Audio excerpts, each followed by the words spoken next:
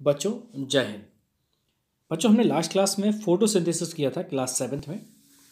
अब हम लोग उसी के आगे बढ़ रहे हैं। आपके एनसीईआरटी में एक एक्टिविटी दी गई है 1.1।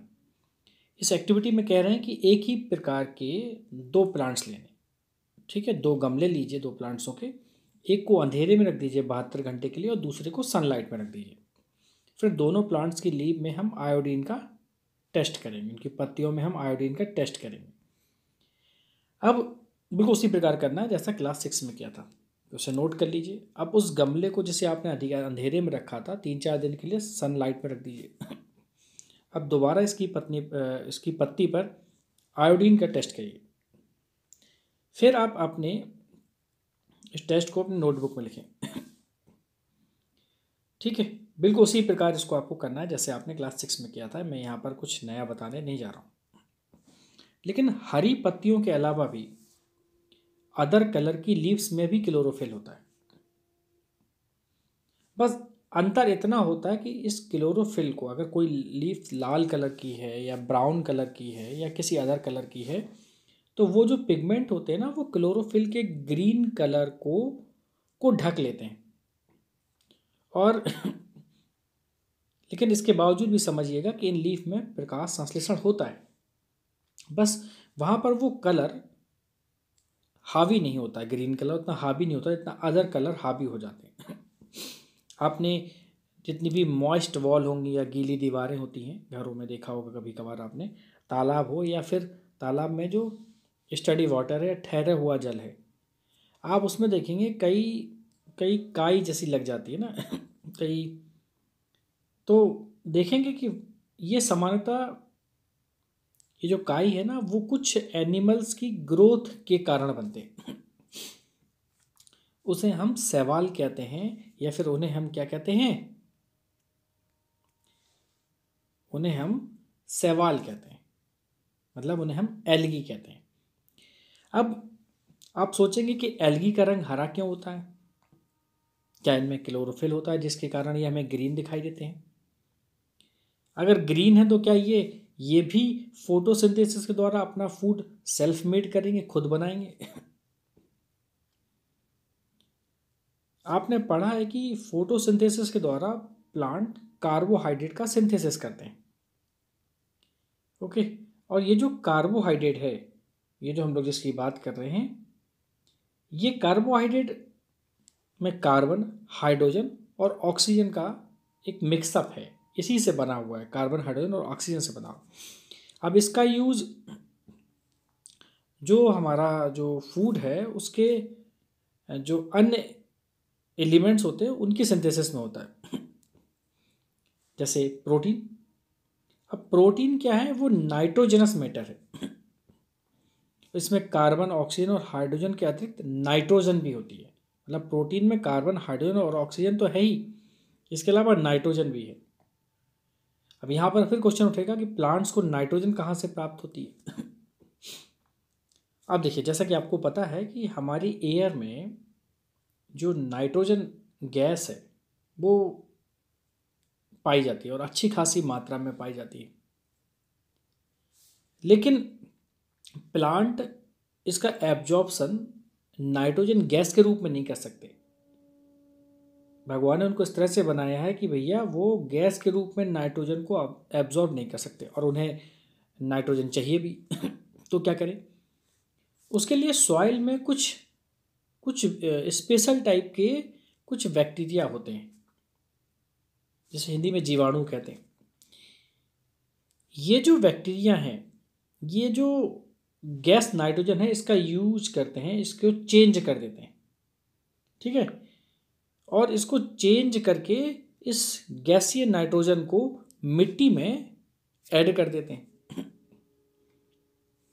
अब ये जो मिट्टी में ये जो मिल जाता है, ये जो डिजॉल्व मैटर है, जो नाइट्रोजन डिजॉल्व मैटर जो मिट्टी में मिल गया, ये प्लांट्स के द्वारा वाटर के साथ एब्जॉर्ब कर लिया जाता है। अब आपने देखा होगा कि जो फार्मर होते हैं वो अपने खेतों में कुछ फर्टिलाइजर वगैरह डालते हैं जिसमें नाइट्रोजनस पदार्थों की अधिकता होती है। ठीक है, तो इस प्रकार इन प्लांट्स में नाइट्रोजन की मांग की पूर्ति हो जाती है, देखा जाए तो जो इनकी डिमांड होती है वो पूरी जाती है। इसके बाद ये प्लांट्स फूड के अन्य जो एलिमेंट्स हैं जैसे प्रोटीन और फैट का संश्लेषण भी करते हैं।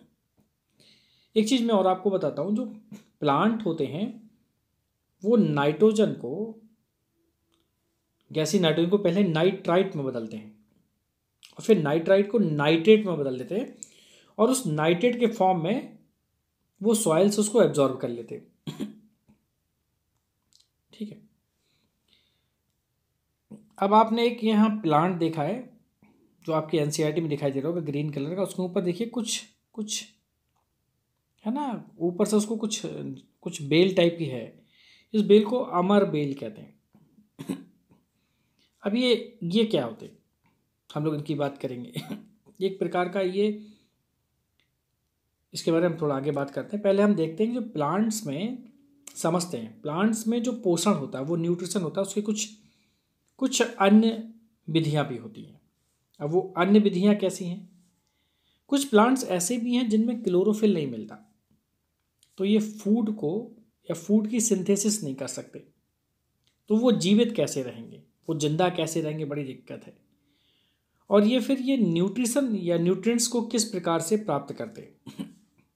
जैसे ह्यूमन है और जो अदर एनिमल हैं उसकी तरह क्या ये प्लांट भी अपने न्यूट्रिशन के लिए जो अन प्लांट्स हैं उनके द्वारा बनाए हुए फूड पर डिपेंडेंट होते हैं, या फिर ये किसी और प्रोसेस का इस्तेमाल करते हैं? और फिर वो प्रोसेस है क्या? They use the heterotrophic mode of nutrition. ये हेट्रोट्रॉपिक मोड ऑफ न्यूट्रिशन क्या होता है, अब आपके मन में ख्याल आएगा। अभी मैंने आपको जो दिखाया है, जो आपके एनसीईआरटी में जो फिगर दिया गया 1.5, इसको ज़रा ध्यान से देखिए। आपको एक एक प्लांट दिख रहा और इस प्लांट के आप स्टेम को देखो और इसकी ब्रांचेस को देखो। इस पर एक रस्सी जैसे पीले रंग की रचना दिखाई दे रही है, एक येलो कलर की, एक देखा जाए तो रस्सी लिपटी हुई है। ये जो रस्सी आपको दिखाई दे रही है येलो कलर की, ये एक प्रकार का प्लांट्स होता है जिसको बोलते हैं हम अमरबेल। अब आप कहेंगे अमरबेल क्या होता है? अमरबेल को बोलते हैं कसकोटा। ठीक है, इसमें क्लोरोफिल नहीं मिलता। ठीक है, इसलिए क्या करेगा, अब इसको बना बनाया फूड चाहिए।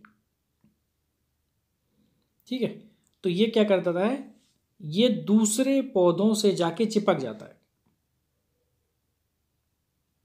ठीक है, अब ये उससे जब चिपक गया तो उस पर चढ़ता हुआ आगे बढ़ता है। अब जिस पेड़ से चिपकता है उस पेड़ को कहते हैं होस्ट। ठीक है, और डिपेंड करता है कि होस्ट में कितने वैल्यूएबल न्यूट्रिएंट्स हैं, कितने प्रकार के न्यूट्रिएंट्स हैं। ठीक है, और वो इन न्यूट्रिएंट्स को उस प्लांट से ले लेता है जिस पर ये चढ़ा हुआ होता है। तो इस प्रकार के जो प्लांट्स होते हैं उनको हम क्या बोलते हैं? कुछ खास प्लांट्स होते हैं, इस प्रकार के प्लांट्स को क्या बोलते हैं? ये हेट्रोट्रॉपिक मोड ऑफ न्यूट्रिशन होता है, और इस प्रकार के प्लांट्स को हम इसलिए पैरासाइट कहते हैं। तो कसकोटा क्या है? एक प्रकार का पैरासाइट है। अब आप सोच रहे होंगे क्या क्या अदर जो एनिमल हैं वो भी एक प्रकार के पैरासाइट्स हैं? चलिए हम लोग इस पर भी अब बात करते हैं। आपने कुछ ऐसे प्लांट्स को देखा होगा या उनके बारे में सुना होगा जो एनिमल को खा लेते हैं। कुछ ऐसे भी प्लांट हैं जो इंसेक्ट को कैच कर लेते हैं और फिर उनको डाइजेस्ट कर लेते हैं। ये कोई ऐसा आश्चर्य की बात नहीं है। और ये जो प्लांट्स हैं वो ग्रीन कलर के या किसी अदर कलर के भी हो सकते हैं। अब आप अपनी एनसीईआरटी में फिगर नंबर 1.5 को देखिए। यहाँ पर आप देखेंगे जब 1.5 को, तो इसमें एक आपके घर में घड़ा देखा होगा, तो घड़े के समान एक स्ट्रक्चर दिखाई दे रहा है। दिख रहा होगा ना आपको। अब ये जो घड़े के समान स्ट्रक्चर दिख रहा है, ये क्या है? 1.7 से बोलते हैं पिचर लाइक और जग लाइक स्ट्रक्चर है। ये एक लीफ का मॉडिफाइड टाइप है। It is the modified part of leaf. ठीक है, और ये जो मॉडिफाइड पार्ट होता है लीव्स का, ठीक है, इसके ऊपर देखिए एक ढक्कन है, और इस जो घड़े जैसा स्ट्रक्चर है इसके अंदर बहुत सारे क्यूटिकल टाइप के स्ट्रक्चर होते हैं जो नीचे की ओर रहते हैं, जो नीचे की ओर इस लिड में रहते हैं। ठीक है, अब इस लिड के अंदर मैंने आपको बताया बहुत क्यूटिकलिस या हेयर टाइप के रहते हैं जो नीचे की ओर जाते हैं, इनका जो ढलान होती है ना वो डायरेक्टेड टूवर्ड्स डाउनवर्ड होता है। जब कोई इंसेक्ट इस लिड पर आकर बैठता है तो ये उनके हेयर्स के बीच में फंस जाता है, और इस जो घड़े जैसी संरचना है इसके अंदर जो डाइजेस्टिव जूस होता है उसके द्वारा इन इंसेक्ट्स का डाइजेशन कर लिया जाता है। तो ऐसे प्लांट्स जो इंसेक्ट को ईट करते हैं या इंसेक्ट ईटिंग प्लांट्स जो होते हैं इनको इंसेक्टिवोरस प्लांट्स कहते हैं। अब ऐसा क्यों होता है कि ये इन इंसेक्ट को खाते हैं? जैसे आप समझ लीजिए वीनस फ्लाई ट्रैप और सनड्यू ऐसे कुछ प्लांट्स हैं जो इंसेक्ट को खाते हैं। अब आपके मन में सवाल आएगा कि क्यों खाते हैं? तो इस प्रकार के प्लांट्स को सॉइल से वो सारे न्यूट्रिएंट्स नहीं मिल पाते जिनकी उन्हें नीड होती है, इसलिए उन न्यूट्रिएंट्स की कमी को पूरा करने के लिए वो कुछ इस प्रकार के इंसेक्ट्स को खा लेते हैं।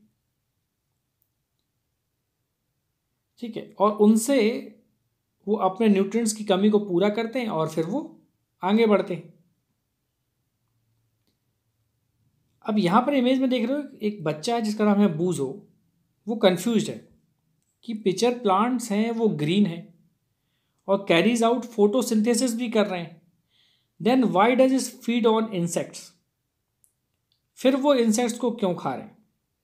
तो यहाँ समझिए, इंसेक्ट्स को जो प्लांट्स खाते हैं वो एक ऐसी भूमि में उगते हैं, ऐसे प्लांट्स ग्रो करते हैं जहाँ पर नाइट्रोजन की कमी होती है। अब वो नाइट्रोजन उनको वहाँ पर नहीं मिल पाती, तो क्या करते हैं, वो नाइट्रोजन को इन इंसेक्ट्स के थ्रू देते हैं, और इन इंसेक्ट्स में नाइट्रोजन की अमाउंट काफ़ी होती है जिससे वो इनको खाकर अपनी कमी को पूरा करते हैं और फिर उस न्यूट्रिएंट्स का यूज़ अपने फूड बनाने में फोटोसिंथेसिस के थ्रू करते हैं। तो आप समझ गए होंगे कि बूजो को उसके क्वेश्चन का जवाब मिल गया और बूजो बहुत खुश हो गया। अब हम नेक्स्ट टॉपिक पढ़ेंगे सेप्रोट्रॉप्स। ये सेप्रोट्रॉप्स जिसको समझ लीजिए ये कुछ ऐसे हैं जो मरे हुए जो एनिमल्स हैं उनके ऊपर ग्रोथ करते हैं, है ना। अभी हम इसकी बात करेंगे। आपने मार्केट में मशरूम देखा होगा, ठीक है, तो आप समझ लीजिए तो सेप्रोफाइट्स भी आप समझ रहे होंगे या सेप्रोट्रॉप्स भी आप समझ रहे होंगे। सॉरी, मैंने सेप्रोफाइट्स बोल दिया। सेप्रोट्रॉप्स की हम लोग पहले बात करेंगे, ठीक है। तो चलिए इसको हम लोग नेक्स्ट लेक्चर में देखते हैं।